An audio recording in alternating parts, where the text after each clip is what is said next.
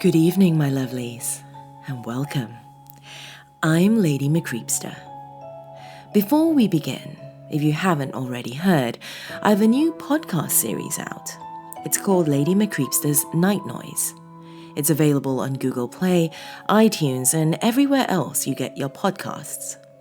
It features some of my favorite stories from this channel, so do give it a listen and tell your friends about it. Now, on with this evening's story. This tale takes place in one of my favorite cities in the whole wide world. It's a city I grew up in and where my heart still remains. However, author Jack Roland claims there is more to this city than meets the eye. So come, lean in closer, and we'll begin.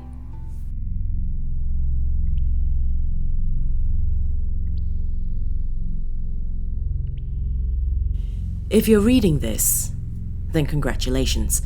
You'll soon be one of the few that know the truth. And by then, I'll likely be gone. Not dead, just gone. Vanished, erased, snubbed out. Mark my words, it will happen. But before that day comes, I'm determined to share the information I have. Information that many would prefer to remain out of reach. But information the public deserves to know. I'll start with how I managed to get myself into this mess, right in the center of the spider's web. Apologies in advance for the hazy details, but I'm going to have to be vague to keep them off my trail for much longer. Anyway, to put it simply, I had hit rock bottom when they found me. Homeless on the streets of Her Majesty's London, without a single helping hand in sight. At the time, their offer seemed too good to be true. £100,000 sterling, I was told, with private healthcare, house, and a car thrown in too. In hindsight, I should have realized it was. If you're not from the UK but have ever visited London, you'll understand what I'm about to say perfectly. Doesn't it all seem a bit magical? The gold of the crown sprinkled on every street corner, postbox and lamppost. The palaces and towers that everyone visits eventually, with their guards, gates and the presence of royalty only meters away. The Houses of Parliament and the London Underground, mundane and boring to those familiar with them, yet quirky and alluring to those from outside. One of my co-workers once described London as the Disney capsule of cities. And I'll be damned if that isn't exactly what they want. Simply put, it is all a front for something much greater. When you visit London, they want you to make fools of yourselves, trying to make the Queen's Guard smile. They want you to buy into the excitement of royal weddings and to shake your heads at the parliamentary debates. They want you to read conspiracy theories about what happened to Princess Diana, and they want you to believe them. What is the truth? I don't know, and neither will any of you. The point is that you'll sit there and ponder and ponder, and never for one moment look deeper than that thin layer of magic. Because if you do, you may just find another London entirely. Whatever I had expected when I first signed the contract, it was nothing compared to the truth. My job was nothing special. I was a glorified cleaner, responsible for cleaning up after the All-Stars, picking up the trash and keeping my head down and my mouth shut. If I recall correctly, the official term used was disposable employee. But I digress. When you work in Un-London, things are never that easy. Un-London is an enigma, something that hides in plain sight and yet remains concealed to a near perfect degree. It is also worth mentioning that Un-London is only a nickname used by those with no official business or importance there, and only spoken publicly by those with nothing to lose. Unfortunately, I am a member of both groups. Official names include SC Templar, SC1, and SC Crown, with the SC standing for Sub-City, and the rest standing for God knows what. I have reason to believe similar facilities exist in many cities worldwide, with rumored locations including the Paris Catacombs, the Vatican, and the city of Moscow, to name a few, but I have no solid evidence to support these claims. Then again, procuring evidence against a secret of this magnitude is a near impossible task, so you'll just have to trust my word. Over roughly 9 months of my employment in London, I stumbled across my fair share of sensitive information, not entirely by accident, but not outright deliberately either. Of course, it wasn't easy.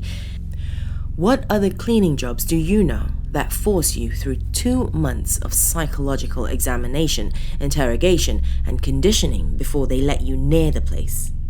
And that isn't even including the security measures underground. Practically every door is magnetically sealed, openable only with the correct keycard and fingerprints that change daily.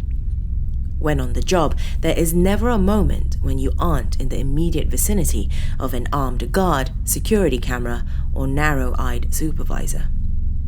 When you aren't working, you're confined to your accommodation with every blind spot covered, every mirror two-way, and absolutely no phone service to speak of. Some call the UK the most watched country on earth, and they'd be right, because the secrets of London are that valuable. Moving on to the facility itself, London isn't a single fortified location, but a labyrinth of disused chambers, passages, and bunkers stretching beneath the city of London, particularly under and around the River Thames. You won't find them on any map, and they aren't accessible through any of the known areas available to the public. Only a handful of very specific entry points within the river itself and several mining standard elevator shafts in choice locations around the city. Don't bother asking where any of these entrances are, because I was unconscious and blindfolded during the journey for obvious security reasons. Believe it or not, the history of the facility is one of the few scraps of information they willingly give up to new employees, likely to create a false sense of lawfulness and security in a profession that is neither secure nor lawful. London was first founded immediately following World War II in an effort to capitalize on the existing infrastructure of subterranean London. While everyone else was hopeful and looking to the light, they took it upon themselves to sink to new lows. Since then, the tunnels have expanded exponentially, as have the range of their functions, with the depravity and secrecy only growing with each passing decade. Let's just say that during my stint as a disposable, I saw the remnants of some mind-boggling, revolting, and disturbing things. I won't go into all the details to spare your stomach, but I'll give you enough for your mind to fill in the rest.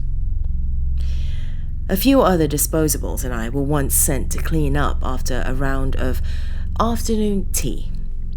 Tea, cakes, and substances too rare and secret to populate the government's banned substances register, not to mention the meat of animals on the endangered species list. Another cleaning session consisted of emptying an office following its occupant's suicide, marked for incineration, the order had said. I suppose by now you're wondering how I know all I do, and for that, I don't blame you. The life of a disposable is mostly just following orders from a faceless superior, trudging from one day to the next in silence and staying in the dark. For me, it was much of the same. Until they chose to promote me.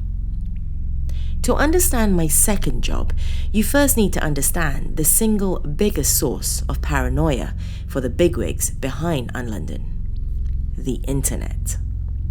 A single cyber attack or incursion could expose the truth behind their actions. So within Unlondon, no communication over the internet via phones or any equipment, modern or otherwise, is permitted. Good old-fashioned letters make up the vast majority of communication within the city, which are favored exactly for their primitive, unhackable nature. Coupled with the near-zero chance of any physical material escaping the city, and you can see the appeal. This brings me to my second job within Unlondon: a courier.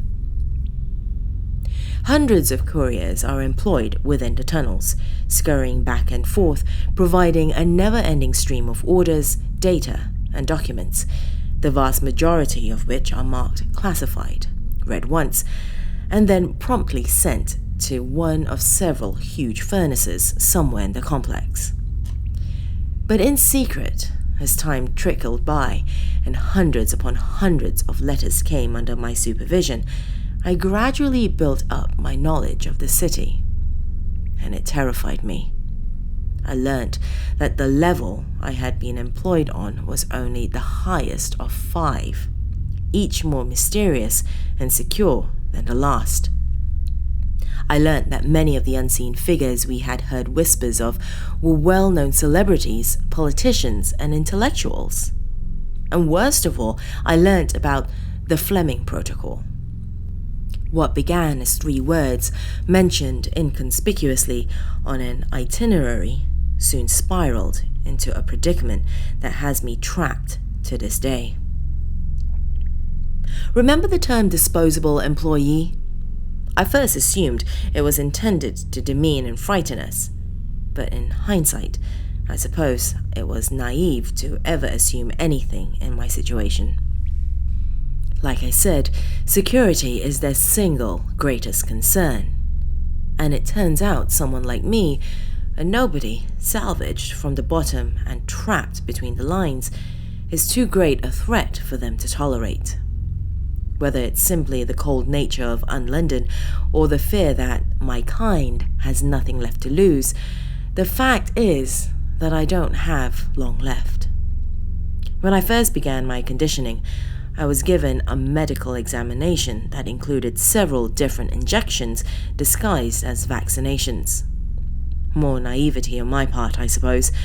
Whatever they gave me, I can feel it growing stronger by the day, seething, throbbing, and sapping what little strength I have left.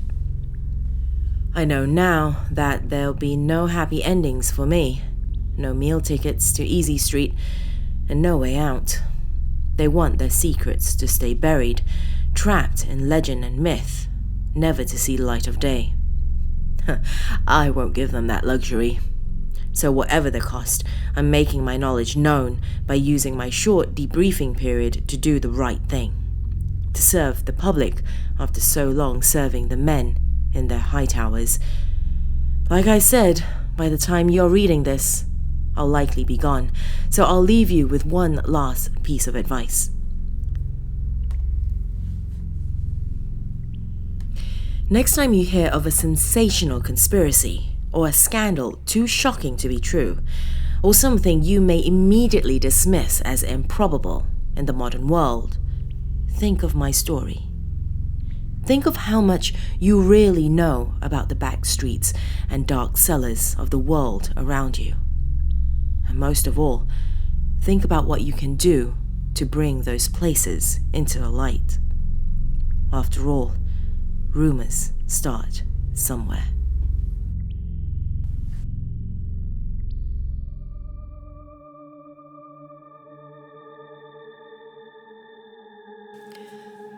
Makes you wonder about your own city. Thank you so much for joining me this evening. If you haven't done so already, hit that subscribe button and click on that bell icon to get updates for whenever I upload a new video. If you liked this story, click that like button and leave me a comment. That's all I have for you this evening. But as usual, remember, come back and visit me soon.